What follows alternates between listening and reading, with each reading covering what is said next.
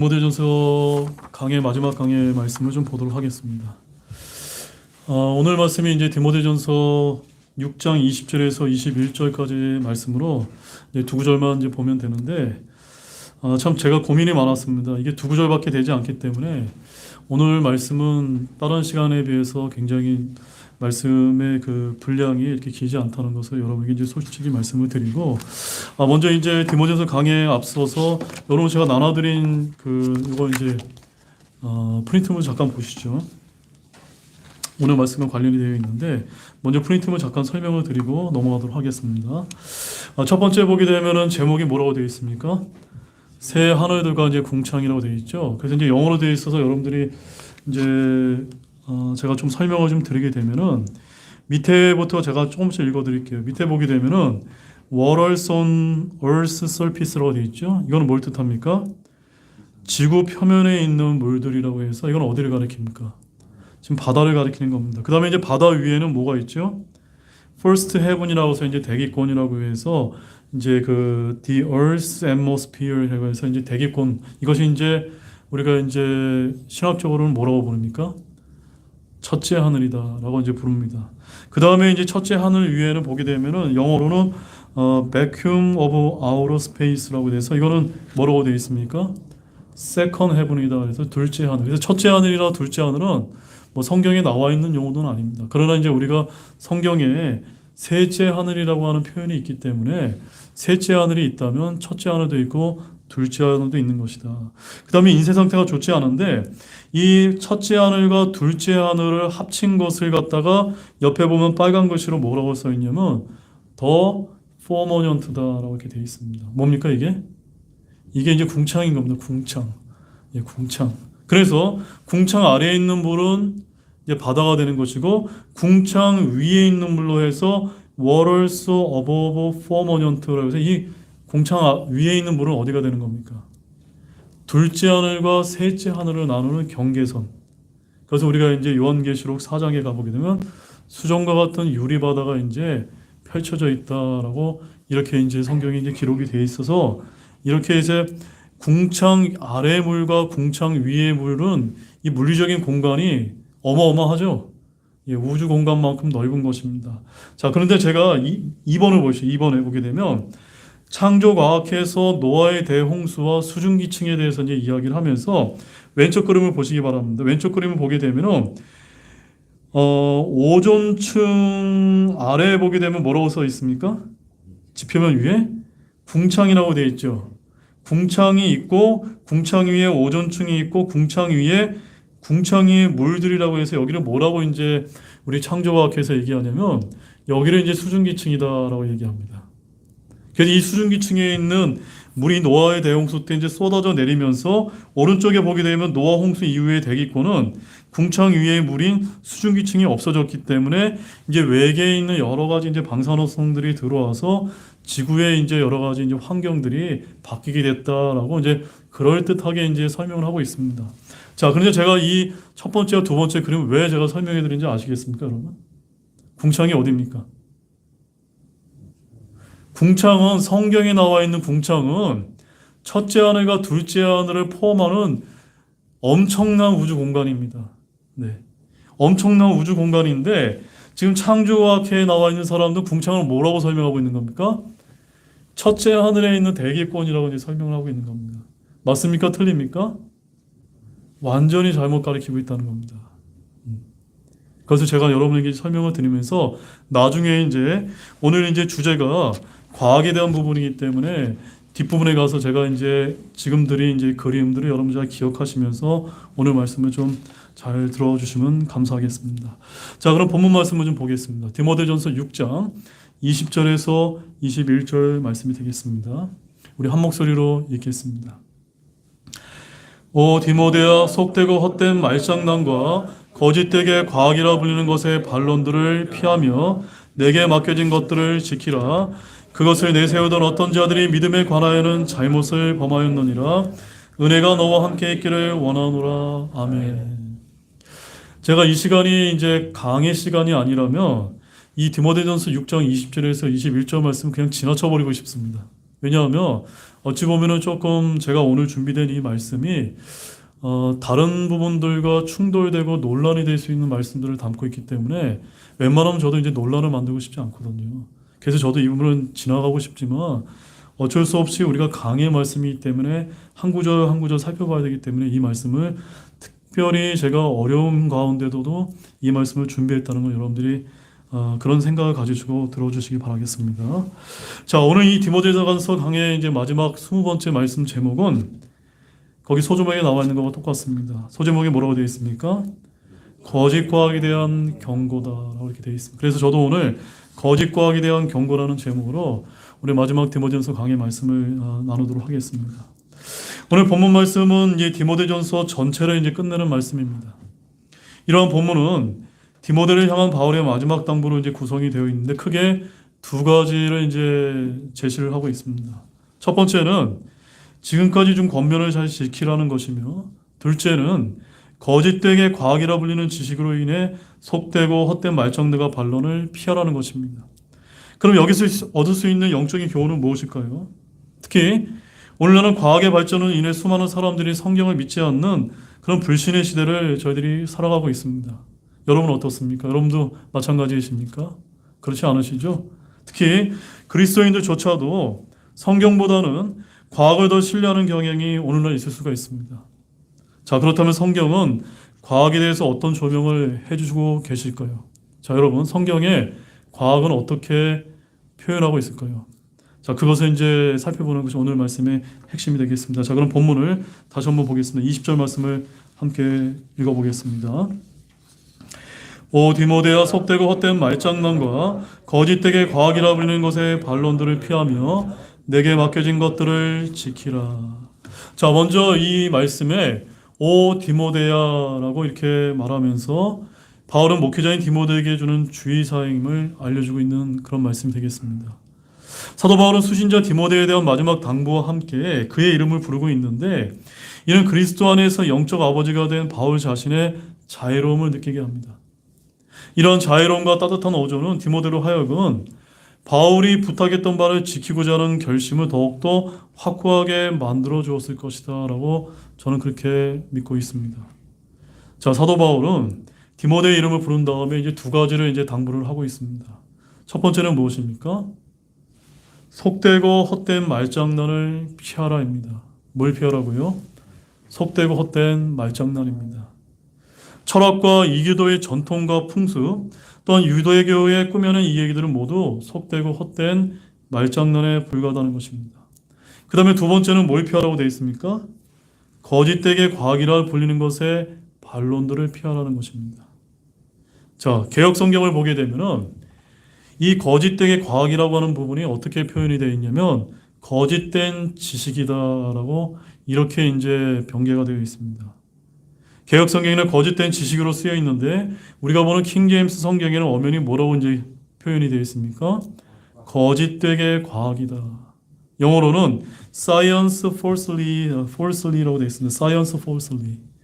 거짓되게 과학이라고 아주 분명하게 이제 표현이 되어 있다는 점입니다.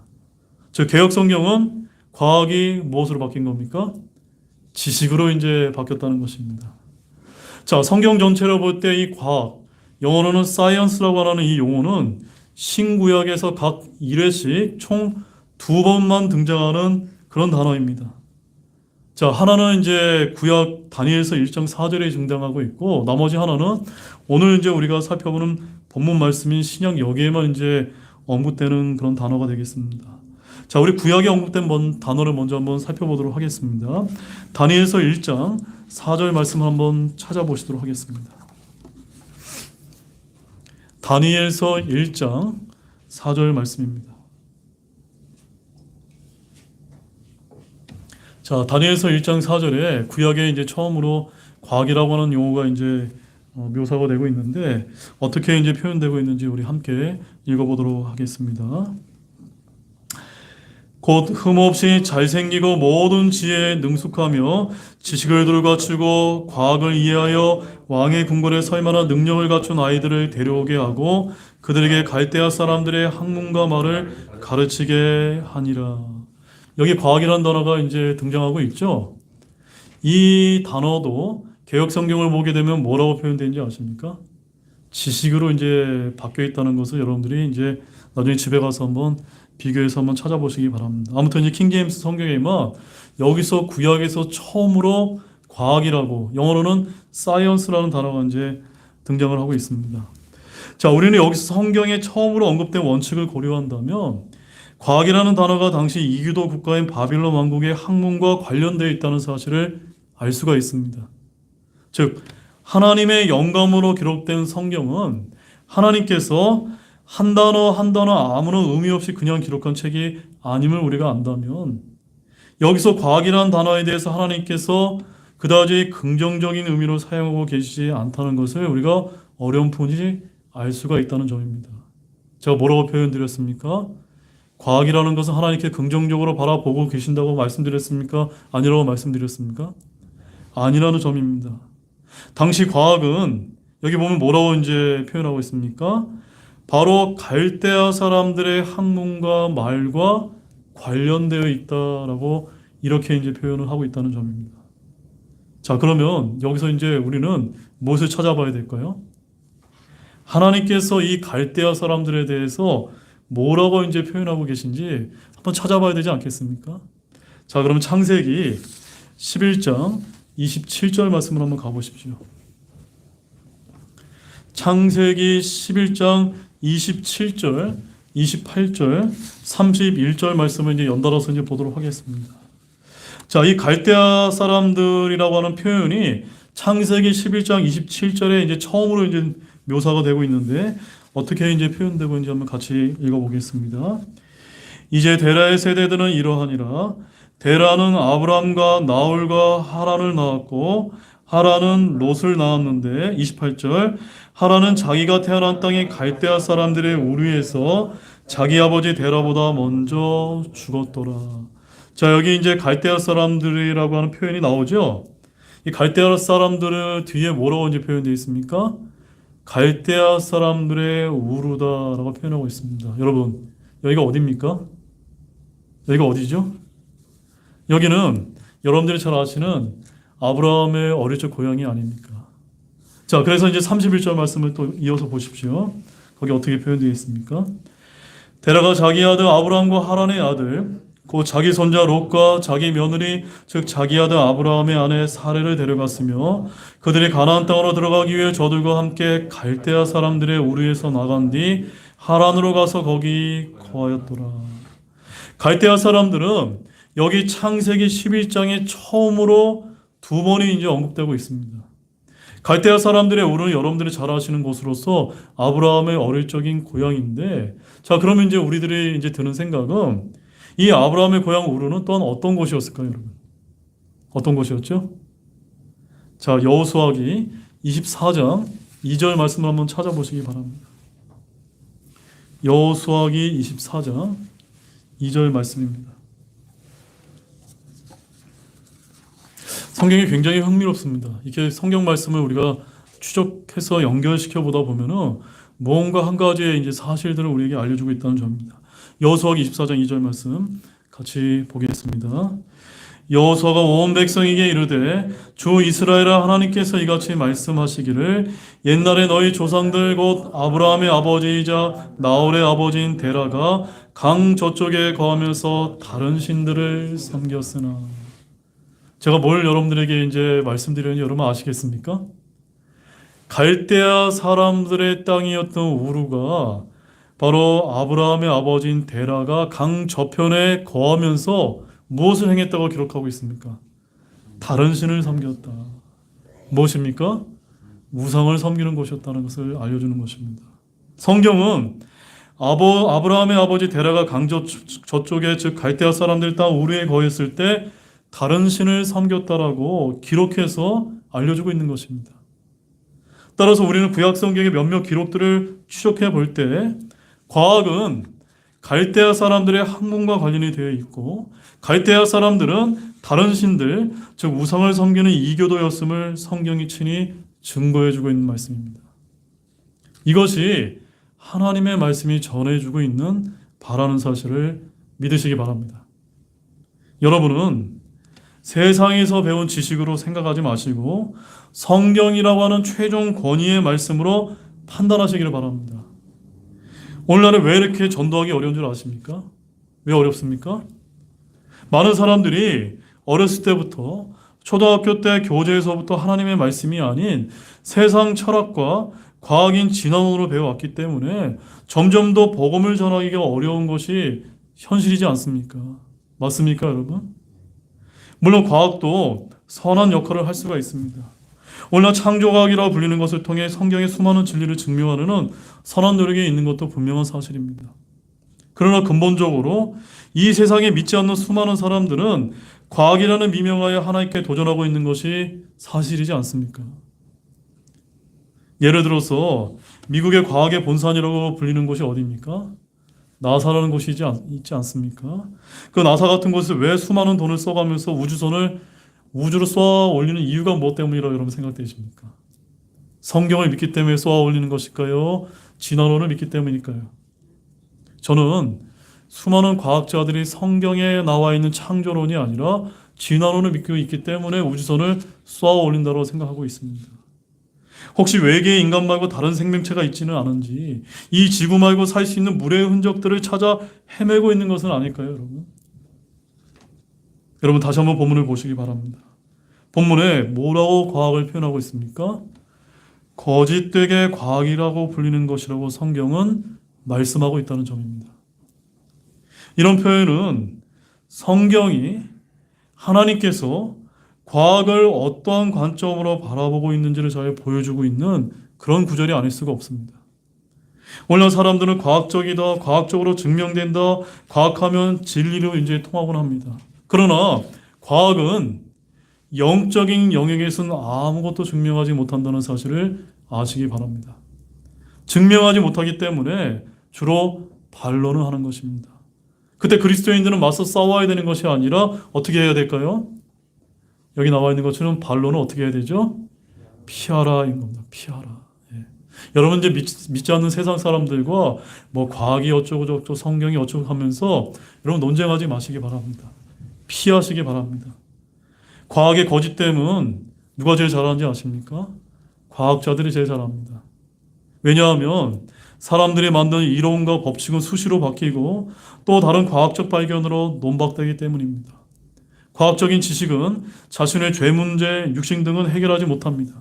과학이 자신을 행복하게 해주지 못합니다. 디모데는 자신에게 맡겨진 사역과 주의 말씀을 지키면 된다라고 이렇게 바울은 권면하고 있는 것입니다. 우리는 각자 지켜야 할 것들이 있습니다. 그래서 저는 신구약에 각 한 번씩 언급된 과학이라는 용어가 개역 성경에서 모두 무엇으로 바뀌어 있습니까? 지식으로 변개되어 있다는 점을 우리가 주목해야 된다고 믿습니다. 킹제임스 성경은 결코 과학을 긍정적으로 바라보지 않고 있다는 점입니다. 오늘날 창조과학이 성경의 진리를 변증하는 데 선한 역할을 한 것은 분명합니다. 그러나 저는 성경의 과학을 긍정적으로 보지 않는다면 성경 신자의 저와 여러분 역시도 같은 입장을 취해야 된다고 믿습니다. 여러분 동의가 되어지십니까? 즉 과학을 맹신해서도 안 되며 틀릴 수도 있기 때문에 얼마든지 우리가 분별해서 봐야 된다는 그런 입장을 취해야 된다고 저는 믿는 것입니다. 오늘날 창조과학의 많은 훌륭한 기여를 최근에 해온 것은 분명하지만 창조과학자들 역시도 성경을 연구하는 학자가 아니기 때문에 얼마든지 오류가 있을 수 있다는 점입니다. 그들의 주장도 하나의 주장에 불과하기 때문에 저와 여러분들이 결코 맹신해서는 안 됩니다. 예를 들어서 우리 창세기 1장을 한번 가보시기 바랍니다.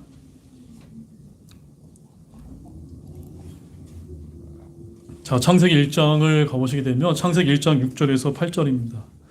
아까 제가 서두에 이제 설명드렸던 새 하늘들과 공창이라고 하는 이런 도표를 여러분들이 이제 기억하시면서 이 말씀을 같이 한번 읽어보도록 하겠습니다. 창세기 1장 6절에서 8절입니다. 함께 읽겠습니다. 하나님께서 이르시되 물들의 한가운데 궁창이 있어 그것은 물들에서 물들을 나누라 하시고 하나님께서 궁창을 만드사 궁창 위에 물들에서 궁창 아래에 물들을 나누시니 그대로 되니라. 하나님께서 궁창을 하늘이라 부르시니라. 그 저녁과 아침이 둘째 날이더라. 제가 처음에 말씀드렸죠. 첫째 하늘과 둘째 하늘을 포함하는 것이 뭐라고 말씀드렸습니까? 궁창이다라고 말씀드렸습니다. 그래서 이 궁창은 우주 공간만큼이나 엄청난 그런 물리적인 공간이 이제 성경에서는 궁창이다. 영어로는 포머넌트다라고 이렇게 표현하고 있는 것입니다. 우리는 하나님께서 세 개의 하늘들을 창조하셔서 첫째 하늘과 둘째 하늘과 셋째 하늘을 나누신 것을 알 수가 있습니다. 근데 여기서 궁창은 첫째 하늘과 둘째 하늘을 포함한 우주 공간임을 우리가 알 수가 있습니다. 그리고 궁창 아래의 물은 이 지표면 위의 바다이고 궁창 위의 물은 또 어디입니까?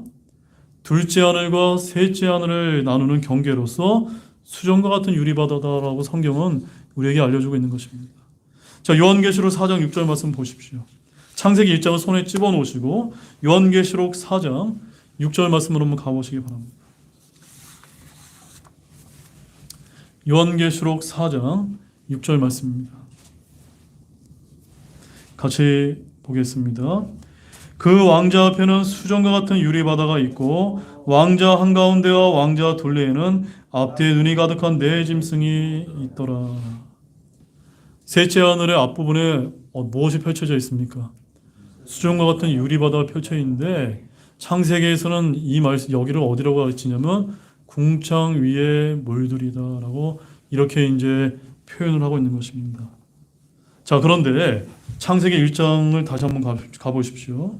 성경은 하나님께서 하늘의 궁창의 광채들인 해와 달과 별들을 창조하셨다라고 말씀을 하고 있다는 점입니다. 자, 창세기 1장 14절과 17절 말씀을 우리 천천히 또박또박 한번 읽어보시면서 자, 이 궁창에 하나님께서 뭘 이제 만들어 놓으셨는지 함께 읽어보도록 하겠습니다.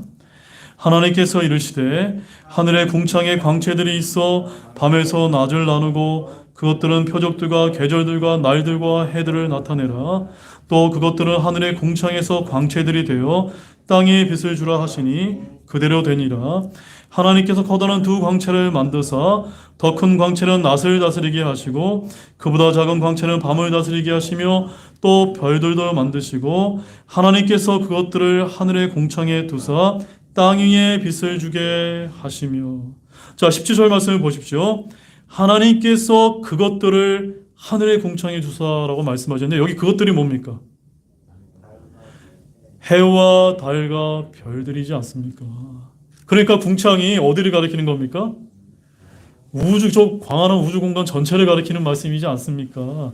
그런데 오늘 창조과학자들이 뭐라고 얘기합니까? 궁창이 어디라고요? 대기권이라고 표현하고 있지 않습니까? 여기에 이 대기권 안에 우리가 보는 하늘과 해와 달과 별들이 들어갈 수 있습니까? 없습니까? 없잖아요. 창조과학자들은 노아의 대홍수의 기원을 과학적으로 설명하면서 대기권에 수증기층이 있었는데 이것이 바로 궁창의 물들이라고 이렇게 주장하는 것입니다. 이 궁창의 물들인 수증기층이 노아의 대홍수 때 엄청난 비를 쏟아내었다고 과학적으로 설명을 하면서 이러한 설명이 맞습니까? 틀립니까? 그럴듯하긴 하지만 틀리다는 것을 우리가 성경을 통해서 분별해야 되는 것입니다. 성경은 분명히 궁창 안에 해와 달과 별들이 포함되어 있다고 말씀하고 있는데 대기권의 수증기층에 그런 것들이 포함될 수 없지 않습니까? 지금 오늘날 창조과학자들은 이렇게 성경을 부주의하게 해석을 하였고 오늘날 많은 성도들이 이 주장을 맹신하고 있다는 점입니다. 따라서 저는 창조과학이 다 틀리다는 말씀이 아닙니다. 결코 맹신해서는 안 되며 성경을 과학적으로 증명하려는 노력은 나쁜 것은 아니지만 결코 긍정적인 것만도 아닐 수 있다는 관점을 성경을 들어서 제가 여러분에게 말씀을 드리는 것입니다. 제가 정말 솔직하게 여러분에게 말씀을 드립니다. 이렇게 이야기하는 목회자들이 별로 없기 때문에 제가 말씀을 드리는 겁니다. 오늘날 성도들 가운데 창조론을 가르친다고 창조 과학으로 설명하는 방식에 대해서 제가 그렇게 선호하지 않는 이유가 바로 여기에 있는 것입니다. 왜냐하면 하나님께서는 과학이라고 하는 이 용어를 긍정적으로 바라보십니까? 아니십니까? 아니기 때문입니다. 올바른 주장은 받아들이되 올바르지 않은 주장이 있다면 우리는 성경을 말씀으로 교정을 해야 되는 것입니다. 자, 또 한 가지 예가 있는데 한 가지는 공룡에 대한 부분입니다. 여러분들 궁금하시죠? 성경에 공룡이 있습니까? 없습니까? 예. 저도 가끔 주일학교 학생들로부터 목사님, 성경에 공룡에 대해서 증명하는 말씀이 있습니까? 라고 전 그런 질문을 많이 받거든요. 그러면 저는 아이들한테 솔직하게 저는 답변합니다. 잘 모르겠다라고 말합니다. 아니, 성경에는 공룡에 대한 부분이 없다라고 저는 그렇게 솔직하게 답변을 합니다. 왜냐하면 성경은 공룡에 대해서 언급한 분이 전혀 없다고 저는 그렇게 성경을 근거로 믿기 때문입니다.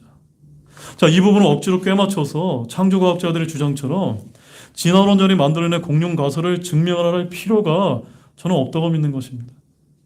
어떤 목사님들은 욥기서 41장에 언급되는 리워야단을 근거로 해서 공룡을 이제 연결시키곤 합니다. 자, 그 말씀 한번 찾아보십시오.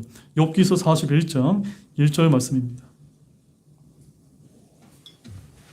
욥기서 41장 1절 말씀.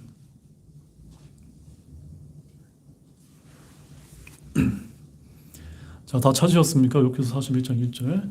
함께 읽어보겠습니다. 내가 낚싯바늘로 리워야단을 끌어낼 수 있느냐? 혹은 내가 늘어뜨리는 줄로 그의 열을 끌어낼 수 있느냐? 자, 여기 이제 리워야단이라는 이 이제 표현이 나오는데, 개역 성경에는 이 리워야단이 뭐라고 이제 변개가 되어 있냐면 악어다라고 이렇게 표현이 되어 있습니다. 악어다. 예. 저는 공룡을 리워야단으로 연결시키는 것 역시 성경을 매우 부주의하게 연결시키고 있다라고 그렇게 생각을 하고 있습니다. 여러분 어떻습니까? 리워야단이 공룡이 맞습니까?